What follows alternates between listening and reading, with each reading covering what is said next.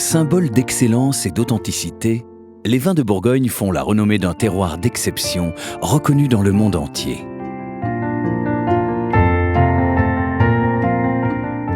La composition et la structure de ces paysages travaillés par l'homme sont le résultat de nombreux bouleversements géologiques souvent méconnus.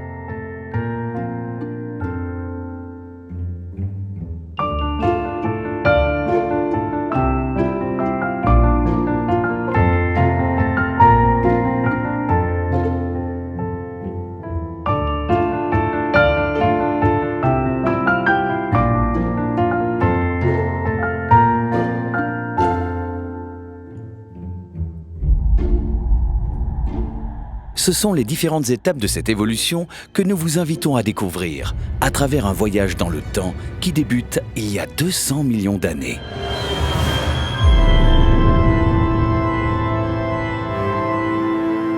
Imaginez la Terre à la période du Jurassique. Le territoire, qui deviendra plus tard celui de la France, est recouvert par une mer tropicale située sur les bords de l'océan Thétis.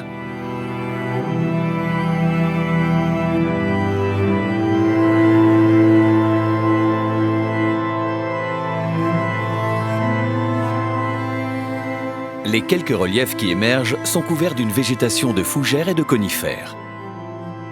Il n'y a pas encore d'herbes ni de fleurs. Les fonds marins regorgent de richesses. Lorsque la mer est peu profonde et que la luminosité est importante, la vie animale se développe abondamment. À travers les millénaires, des coraux, des coquillages et des lys de mer s'accumulent. Leurs squelettes vont se dégrader, formant ainsi plus tard des roches calcaires.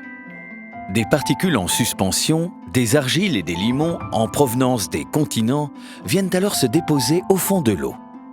Les argiles vont se mélanger au calcaire pour former des roches sédimentaires appelées marnes. L'alternance des couches de marnes tendres et de calcaire dur, accumulées sur des centaines de mètres d'épaisseur, explique cette structure en millefeuille, à l'origine des sous-sols argilo-calcaires de Bourgogne.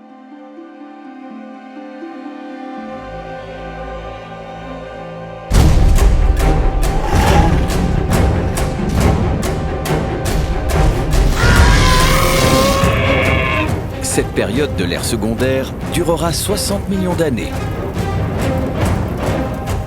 La période suivante est marquée par l'extinction des dinosaures et le retrait de la mer. Elle annonce le début d'une ère nouvelle. Dès le début du Crétacé, le continent africain change de cap et remonte vers le nord. La dérive des continents se poursuit et notre région se retrouve au centre d'un mouvement qui aura des répercussions considérables sur l'ensemble de l'actuel territoire français. Un premier choc fait émerger les montagnes du sud de l'Europe. On assiste alors à la naissance des Pyrénées. La poussée va ensuite se relâcher et provoquer la formation de fossés d'effondrement. Au niveau de la Bourgogne, la plaine de la Saône commence à se définir, rapidement comblée par l'érosion.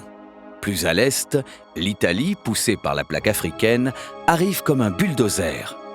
La plaque africaine, avec tout ce qu'elle pousse devant elle, provoque le soulèvement des Alpes. Le socle qui reposait sous la mer est dressé en altitude. Le Mont Blanc va alors prendre forme.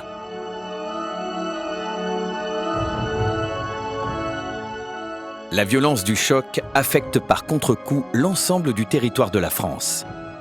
D'abord, le Mâconnais, tout proche, où de très nombreuses failles ont créé des blocs basculant vers l'est et formant les reliefs de coteaux. 50 km plus au nord, les couches géologiques de la côte chalonnaise se fracturent et basculent également, mais selon deux orientations différentes, vers le Morvan dans la partie sud et vers la plaine de la Saône au nord.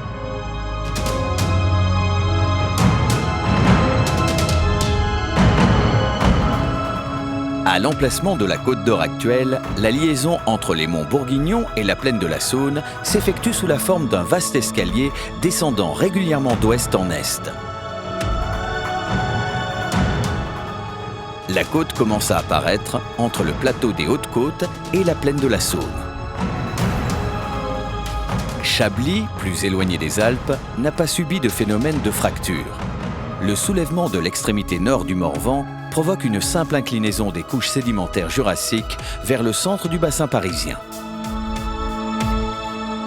Les 5 régions viticoles de la Bourgogne ont été ainsi plus ou moins affectées par l'étirement et la poussée alpine. Ces rebords de failles ou ces talus au bord du bassin parisien seront autant de sites propices au développement du vignoble de Bourgogne quelques millions d'années plus tard. Au cours des 2 derniers millions d'années, l'ère quaternaire connaîtra une alternance de chocs thermiques. Entre froid long et profond et réchauffement climatique, il en résultera une stabilisation progressive du climat, mais aussi de nombreux phénomènes d'érosion. L'eau et surtout la glace sont à l'origine de l'érosion. L'eau s'infiltre dans les fissures de la roche et entraîne sa dislocation lorsque le gel survient. Au moment du dégel, les ruisseaux emportent les agrégats et les cailloux. 2 systèmes de formation de coteaux se distinguent. Le creusement des combes, comme ici sur la faille de la côte, où les produits de l'érosion au pied des coteaux portent également des vignobles, ou bien comme à Chablis, où les rivières creusent les couches sédimentaires superficielles de l'âge portlandien ou chiméridien, entraînant les matériaux issus de l'érosion hors de la zone viticole. C'est à l'issue de cette longue période que s'achève l'évolution du milieu naturel de la Bourgogne. Par son travail acharné, l'homme va y construire patiemment le théâtre d'une œuvre majeure, celle du terroir, celle des climats, ces petites parcelles parfaitement délimitées que les hommes ont modelées en un paysage unique. La construction des climats de Bourgogne s'est donc déroulée en 2 temps. Le temps de la nature, que nous venons de voir, et qui aura duré 200 millions d'années, et celui de la société, qui durant 2000 ans verra se succéder Romains, Burgondes, communautés religieuses, seigneurs, ducs de Bourgogne, négociants éleveurs, vignerons. Chacun apportant sa pierre à l'édifice pour construire ces climats désormais inscrits au patrimoine mondial de l'UNESCO.